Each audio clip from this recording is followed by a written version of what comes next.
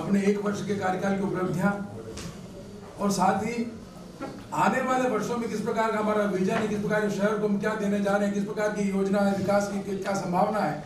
और उनके माध्यम से शहरवासियों को तोहफा दे सकें। आपने विचार रखे माननीय फूल सिंह जी साहब से भी, इन्होंने अभी तक राज्य सरकार की जितनी उपलब्धियां हैं उसमें से बहुत सारी आपको बताई आपने। मैं तो छोटा सा आप पास ये पूरा ये आपको जानकारी आपको प्रदान की गई इस पत्रक के माध्यम से। तो सबसे पहले तो एक बार पुनः आपका स्वागत करते हुए निवेदन करना चाहूँगा कि 1 वर्ष की जो भजनलाल जी सरकार की विशेष उपलब्धियां रही हैं राजस्थान के लिए, वो मैं बहुत संक्षिप्त रूप से पर आपको निवेदन करना चाहूँगा। दूरगामी निर्णय से आर्थिक समृद्धि के द्वार कैसे खुले और इसके लिए अपने यहाँ पर जयपुर में 9 और 10 दिसंबर को एक राजस्थान राइजिंग समिट का जो आयोजन किया गया, उसके अंदर राष्ट्रीय और अंतर्राष्ट्रीय स्तर के निवेशकों को आमंत्रित किया गया और उसका समिट में जिस प्रकार से अंतर्राष्ट्रीय और राष्ट्रीय लोगों ने अपने इन्वेस्टर्स ने जो अपना विजन प्रस्तुत किया और साथ ही साथ 35 लाख करोड़ से भी अधिक के जो प्रस्ताव उन्होंने निवेश के लिए प्रस्तुत किए, उसका MOU भी हुआ है। प्रदेश में पानी की कमी जो अपन महसूस कर रहे हैं, तो प्रदेश में पानी की कमी और जो कई वर्षों से राजनीतिक मुद्दा बना रहा और राजस्थान के आज के अखबार में आपने भी देखा होगा कि राजस्थान के पूर्वी जो हमारा भाग है उस पूर्वी भाग के 21 जिलों में पानी की व्यवस्था किस प्रकार से ठीक हो, तो भारत सरकार और मध्य प्रदेश सरकार के साथ में मिलकर एक MOU हुआ जिसके अंदर उन 21 जिलों में ठीक से पानी मिल सके और 2,51,000 स्क्वायर जो 2,51,000 जो क्षेत्र है उस क्षेत्र के अंदर सिंचित क्षेत्र को किस प्रकार से हम ठीक से पानी की व्यवस्था कराकर वहाँ खेती भी कर सकें। तो मैं सोचता हूँ कि जिस कारण से ERCP हेतु ऐतिहासिक जो MOU हुआ है, इस योजना से पूर्वी राजस्थान को बहुत कुछ लाभ मिलेगा। ऊर्जा के क्षेत्र में भी आत्मनिर्भर कैसे बने, विभिन्न जो काम हुए हैं, कितना मेगावाट जो हमको अतिरिक्त मिलेगा और आने वाले समय में राजस्थान ऊर्जा के क्षेत्र में आत्मनिर्भर बने, यह भी प्रयास हमारे इस 1 वर्ष के जो कार्यकाल में हुए हैं। औद्योगिक विकास के साथ साथ में हमारे जितने भी चाहे निजी उद्योग हो चाहे हमारे राजकीय उद्योग हो, उन सभी उद्योगों के माध्यम से भी हम किस प्रकार से वहाँ पर नियुक्ति दे सके, उनको रोजगार प्रदान कर सके, आर्थिक स्थिति अपने राजस्थान की ठीक से कैसे रहे और इसके लिए जो प्रयास किए हैं निसंदेह बहुत ही सराहनीय कार्य हुआ है। विभिन्न योजनाओं के माध्यम से राजस्थान में स्वास्थ्य योजना और स्वस्थ राजस्थान ये किससे कैसे बने, तो आपने देखा होगा अभी कि मुख्यमंत्री आरोग्य योजना शुरू की जिसमें गंभीर बीमारियों के इलाज के लिए कई प्रकार की उसमें सुविधाएं प्रदान की गई हैं। किसानों के कल्याण के लिए आदरणीय फूल सिंह जी ने बात कही है, अभी महिलाओं को आत्मनिर्भर बनाने के लिए करीबन 63,000 से भी अधिक स्वयं सहायता समूह को 262 करोड़ रुपए की राशि आजीविका समर्थन हेतु उपलब्ध कराई गई है। इसी के साथ साथ में शिक्षा के क्षेत्र में विचार करें तो 37 नए महाविद्यालयों को खोला गया है। अनेक महाविद्यालय ऐसे जहां पर निर्माण की आवश्यकता थी, कुछ वहां पर भवन निर्माण की आवश्यकता थी, वह काम भी हुए हैं। पेपर लीक का अगर आप देखें मामला,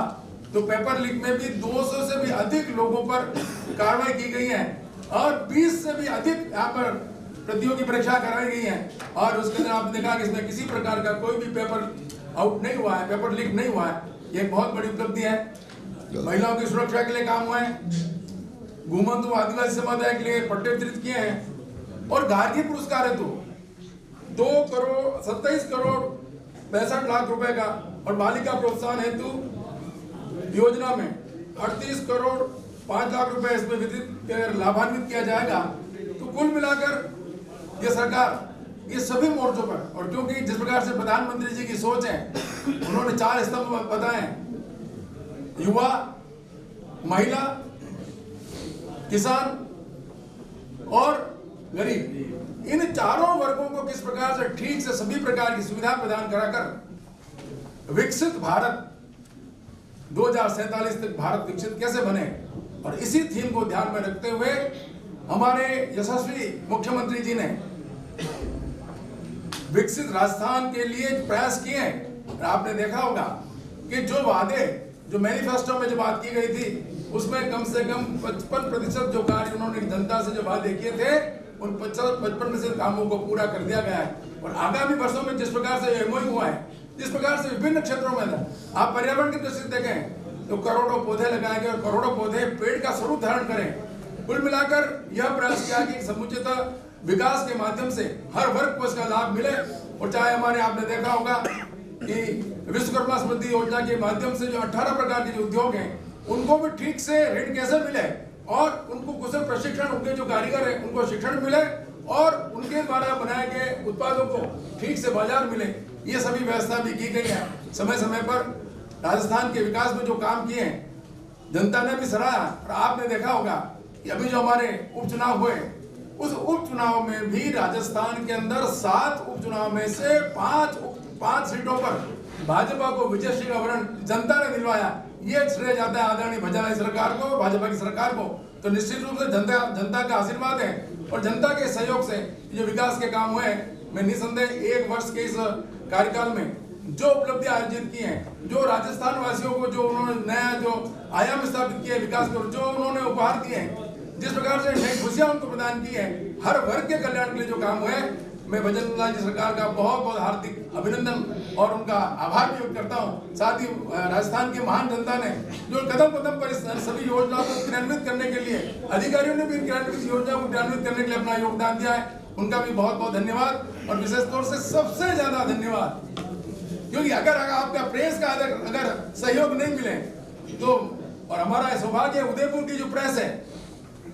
ये बहुत सकारात्मक सोच के साथ में काम कर रहे हैं और एक राजस्थान के अंदर आपने उदाहरण रखा है। मैं एक बार पुनः आप सभी का बहुत बहुत हार्दिक स्वागत अभिनंदन करता हूं और यही निवेदन करना चाहता हूं, आपका सहयोग मिले। और हमारे दोनों विधायक महोदय ने जिस प्रकार से शहर के विकास की जो बातें करी है, हम वास्तव में अपने आप के गर्व की अनुभूति करते हैं कि आदरणीय ताराचंद जी सामने जो ऐसे कठिन काम थे जिनको कर पाना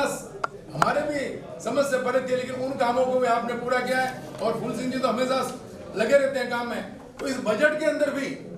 राजस्थान का जो बजट प्रस्तुत हुआ, उस बजट के अंदर भी जो सौगातें प्रदान की